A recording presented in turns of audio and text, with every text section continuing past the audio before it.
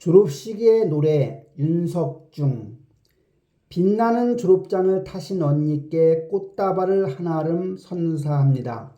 물려받은 책으로 공부를 하며 우리들도 언니 뒤를 따르렵니다. 이제 본격적인 졸업 시즌입니다. 졸업하면 생각나는 일이 많이 있지만 가장 오랫동안 남아있는 것이 초등학교 졸업식 때 부른 졸업식의 노래가 아닐까 합니다. 이러한 졸업식의 노래의 탄생에 얽힌 이야기가 있습니다.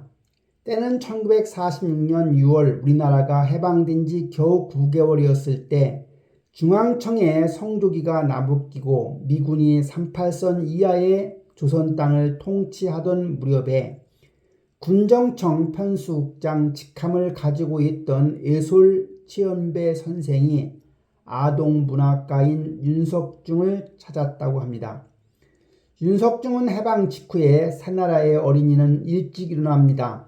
잠꾸러기 없는 나라 우리나라 좋은 나라를 작사하여 해방된 조선의 어린이들이 목청껏 새나라 우리나라를 부르게 해주었던 그 사람이지요.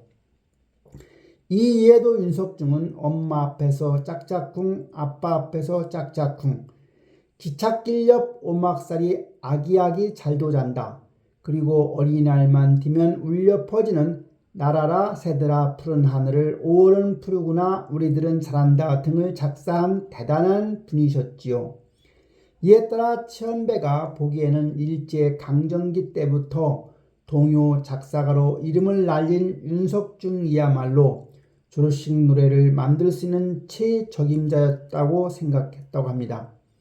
치연배가 윤석중에게 졸업식 노래를 의뢰한 게 1946년 6월 5일이었는데 그의 부탁을 받자마자 윤석중의 머릿속에는 시상이 번뜩였던 것입니다.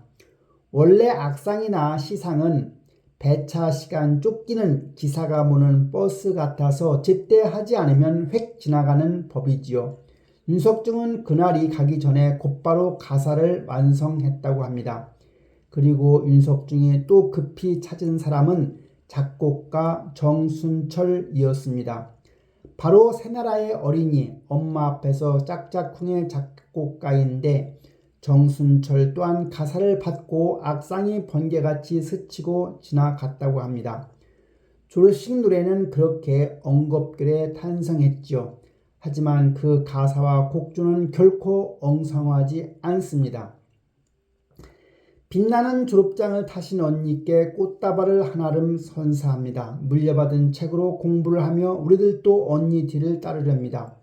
이러한 일절은 재학생이 부르는데 교과서도 제대로 없어 선배들 것을 물려받아 공부해야 했던 시대의 상황을 그대로 반영하고 있죠. 그런데 참으로 뭉클한 것은 졸업생이 부르는 2절이고 사실 2절을 부를 때면 졸업식은 눈물바다가 되기 일쑤였다고 합니다. 잘 있거라 아우들아 정든 교시라 선생님 저희들은 물러갑니다. 부지런히 더 배우고 얼른 자라서 새나라의 새 일꾼이 되겠습니다. 3절은 졸업이 아닌 다 함께 부르는 다짐의 합창이지요. 앞에서 끌어주고 뒤에서 밀며 우리나라 짊어지고 나갈 우리들 강물이 바다에서 다시 만나듯 우리들도 이 다음에 다시 만나세. 당장 편수국 전 직원들 앞에서 이 노래가 처음 불려졌고 열화와 같은 호응을 거쳐 졸업식 노래로 공표된 것이 1946년 6월 6일이었습니다. 이후 각처에서 찬사를 받으며 실제 학교 졸업식 때 불리워졌던 것이지요. 한편 때 아닌 돈벼락을 맞는 것이 당시로서는 몇 집 안 되던 꽃집들이라고 합니다. 각급 학교 졸업 때마다 꽃다발 주문 홍수가 일어난 것이지요. 원래 윤석중의 의도는 마음의 꽃다발이었다고 하는데 후일 막사의 상을 받은 윤석중은 수상수감을 다음과 같이 말하였습니다. 정말로 국경이 없는 것은 동심인 줄 압니다. 동심이란 무엇입니까? 인간의 본심입니다. 인간의 양심입니다. 시간과 공간을 초월해서 동물이나 목석하고도 자유자재로 이야기를 주고받으며 정을 나눌 수 있는 것이 바로 동심입니다.